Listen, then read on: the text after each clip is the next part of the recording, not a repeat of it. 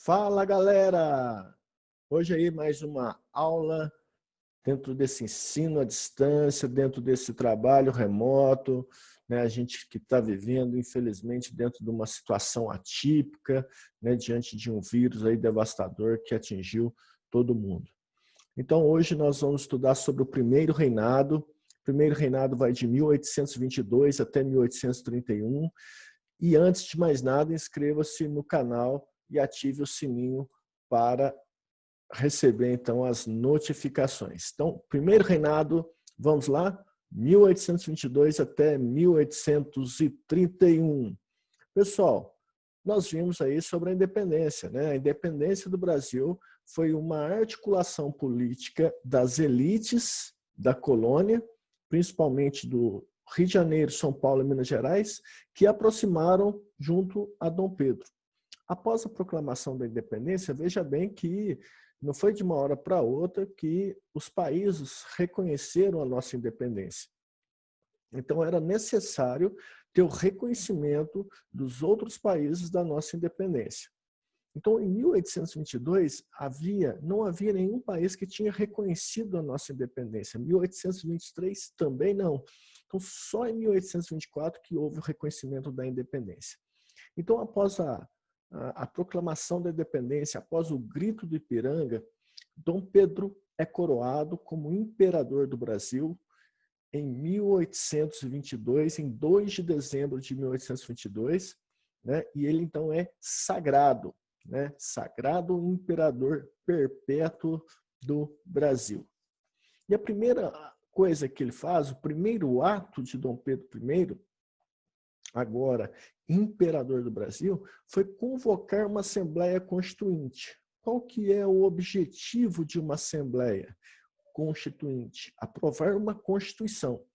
Então, a Assembleia Constituinte é uma reunião de deputados, né, constituintes. No caso, esses deputados foram eleitos indiretamente, não foram eleitos pelo povo. E, então, o objetivo da Assembleia é elaborar a Constituição. Essa Assembleia Constituinte, ela, então, passou a debater os assuntos que seriam colocados, então, os artigos que seriam colocados na Constituição. E um dos pré-projetos, do pré-projeto da Constituição, da Assembleia Constituinte, era criar um critério para o voto. Então, o critério para o voto era de acordo com a renda. Então, o cidadão, para poder votar, ele teria que ter uma renda para votar. E qual que era o critério? Estabelecia, então, 100 alqueires de farinha de mandioca para o direito ao voto.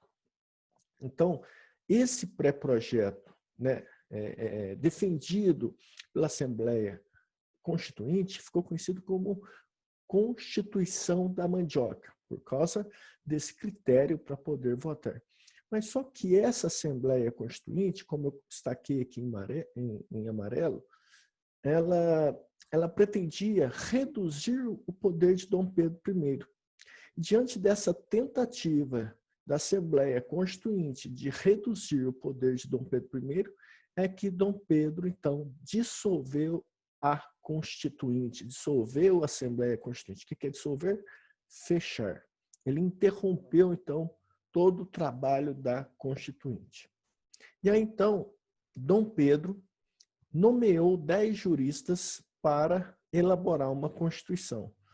Então, durante 3 meses foi discutido então, os artigos da Constituição e, em fevereiro de 1824, foi então outorgada a Constituição brasileira. A primeira Constituição brasileira, a Constituição do Império, ela foi outorgada. O que é uma Constituição outorgada? Não passou pela aprovação de uma Constituinte, não passou pela aprovação de uma Assembleia Constituinte, ou seja, os deputados não votaram. Ou seja, é uma Constituição imposta. Então, vamos continuar aí. O que estabelecia essa Constituição de 1824, a nossa primeira Constituição brasileira, uma Constituição imperial, uma Constituição que estabeleceu o império no Brasil, estabeleceu a monarquia. Então, essa Constituição de 1824, ela instituiu a monarquia hereditária. O que é a monarquia hereditária? É uma forma de governo em que o rei ou a rainha, que são chefes de Estado e chefes de governo, eles têm o poder hereditário. Então, o poder é passado de pai para filho. Tá? Então, é uma dinastia que se estabelece então, em uma monarquia. Então, lá desde o ano 1000, por volta do ano 1000, que criou-se uma tradição dessa hereditariedade de pai para o filho primogênito. Então, dentro da tradição hereditária, quem assumia era sempre o homem. Então, é claro, houve algumas exceções em várias monarquias. Nós podemos destacar na Inglaterra, com Elizabeth I, né? Nós podemos destacar na Rússia, com a Catarina da Rússia. Então, houve casos, né, de mulheres, né, assumirem o reinado, assumirem a monarquia. Nessa Constituição de 1824, estabeleceu a divisão de poderes em 4 poderes: executivo, legislativo, judiciário e poder moderador. Para quem já estudou iluminismo, né, e aí eu vou relembrar isso, Montesquieu ele defendeu a divisão de poderes em 3 poderes, executivo, legislativo e judiciário, para evitar o abuso de poder real. Mas só que essa Constituição de 1824, ela criou um 4º poder. Esse poder moderador garantia poderes ilimitados a Dom Pedro I. Então era como se fosse um poder absolutista. Como assim limitados? Uma das coisas que o imperador tinha como direito era de fechar o Congresso, né? Fechar o parlamento, em caso do parlamento não atender os interesses políticos do imperador. Então, assim como ele poderia interferir no judiciário, no poder judiciário, que é o poder supremo, ou seja, a Suprema Corte podia ter interferência do imperador. E essa Constituição de 1824, ela estabeleceu o voto censitário masculino. Como nós dissemos, é o voto de acordo com a renda. Voto censitário de acordo com a renda. E qual foi o critério para poder votar de acordo com esta Constituição? Para poder votar, teria que ter uma renda de 100 mil contos de réis. Tá? Para poder eleger, no caso, o Congresso, né? Eleger os deputados, porque os cidadãos elegiam o colégio eleitoral, e esse colégio eleitoral elegia os deputados e senadores. Para ser candidato a deputado, tinha que ter uma renda de 400 mil contos de réis, e para ser candidato a senador, uma renda de 800 mil contos de réis. Então, é uma renda elevada, inclusive para os nossos padrões atuais. Nós podemos falar aí de pessoas que tinham milhões, se fosse comparar aos dias atuais. E o cargo de senador era vitalício, ou seja, para o resto da vida. O de deputado, não. O deputado, ele tinha um mandato. O cargo de deputado era de acordo com um mandato de 5 anos. O primeiro reinado, como nós destacamos, ele foi de 1822 até 1831. Mas a partir de 1824 começa já a haver algumas crises. Eu acabei esquecendo de dizer que o primeiro país a reconhecer a nossa independência foi os Estados Unidos da América em 1824, seguindo o princípio da doutrina Monroe. James Monroe, ele vai reconhecer essa independência brasileira. Depois dos Estados Unidos, teve reconhecimento da Inglaterra e de Portugal, que nós tivemos, então, que pagar uma uma dívida, né, pelo reconhecimento da nossa independência. Nós pagamos, então, 2 milhões de libras esterlinas para Portugal. E aí, então, para fazer esse pagamento, nós contraímos empréstimos com a Inglaterra. Daí o valor em libras. A crise do primeiro reinado, ela está ligada a vários fatores. Nós podemos destacar a Guerra da Cisplatina. A questão da Cisplatina, ela começa bem anterior a 1826. Ela começa já lá na época de Dom João VI.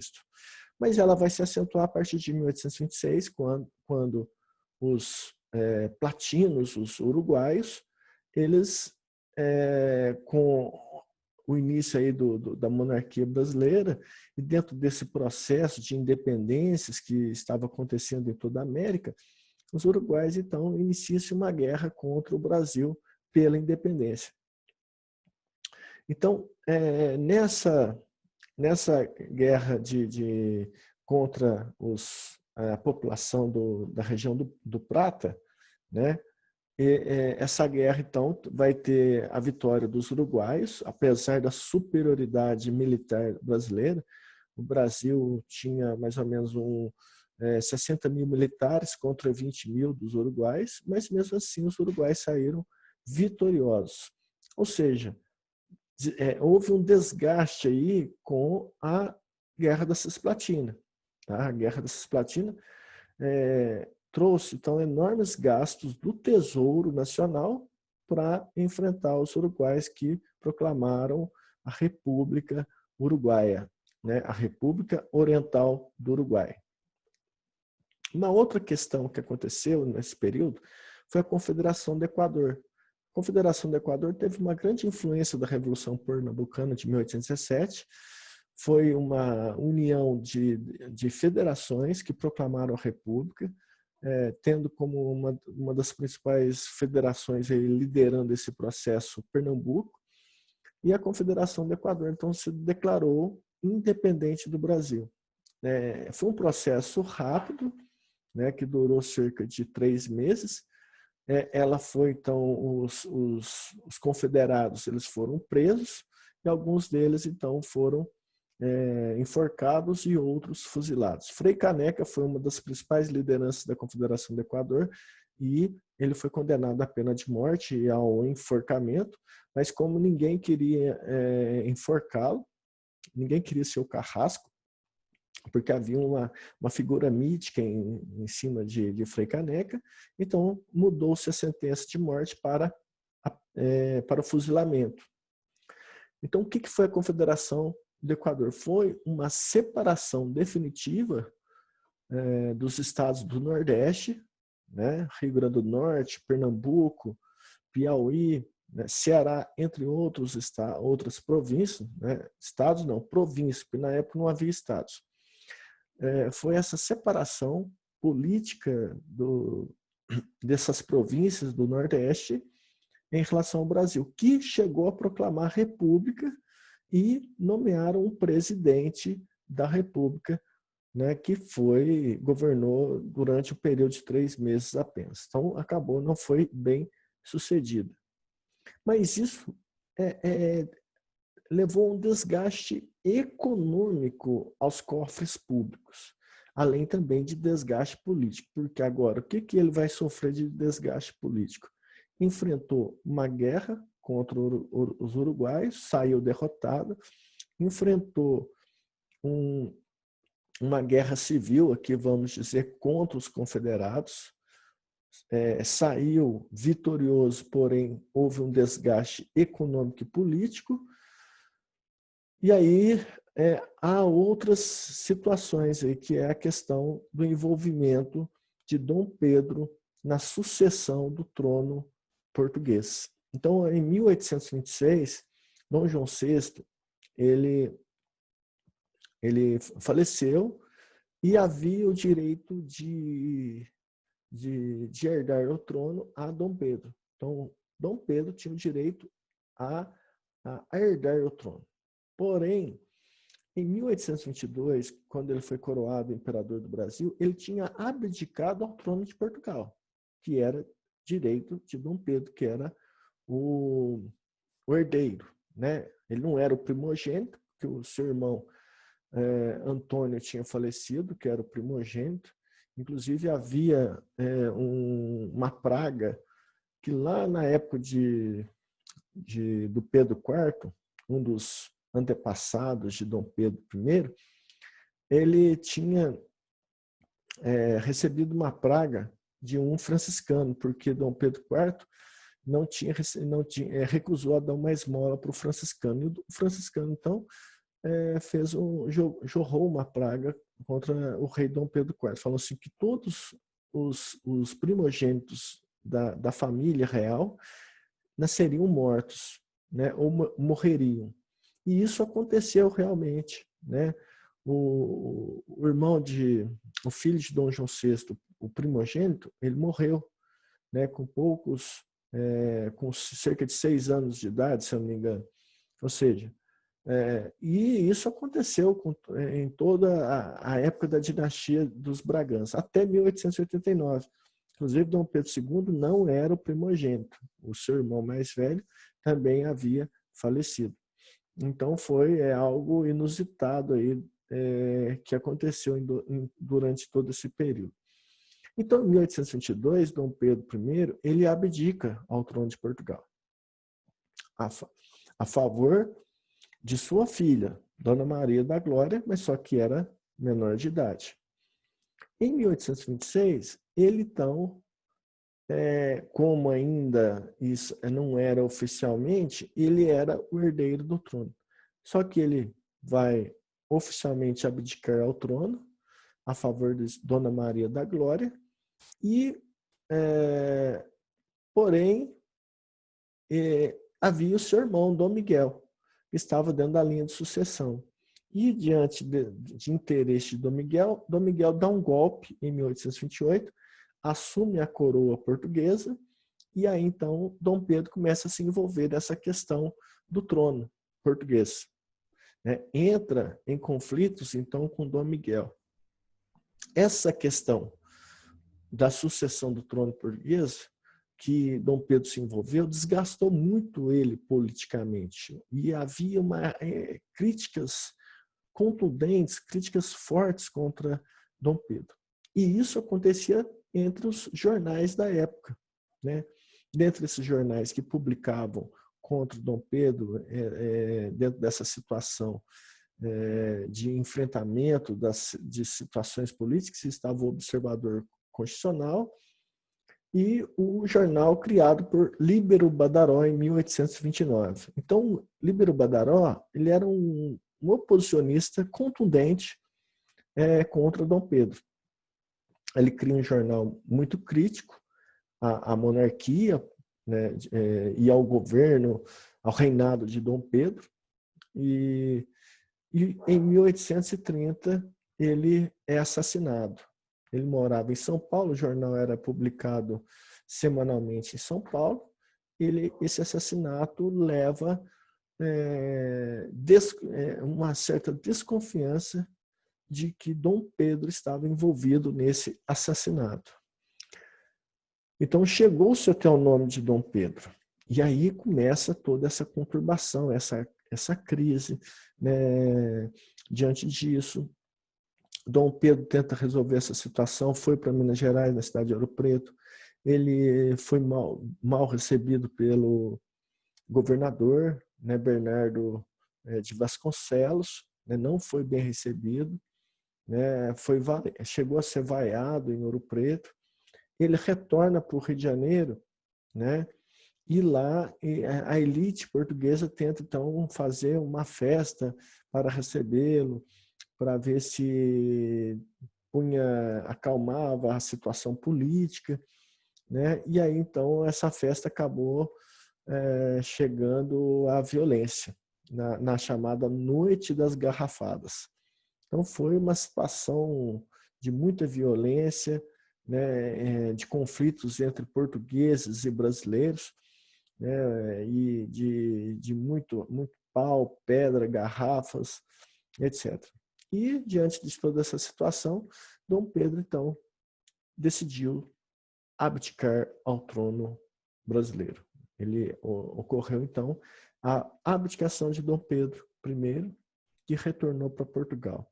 E lá ele continua se envolvendo na questão do trono, até que ele consegue assumir o reinado novamente em 1834.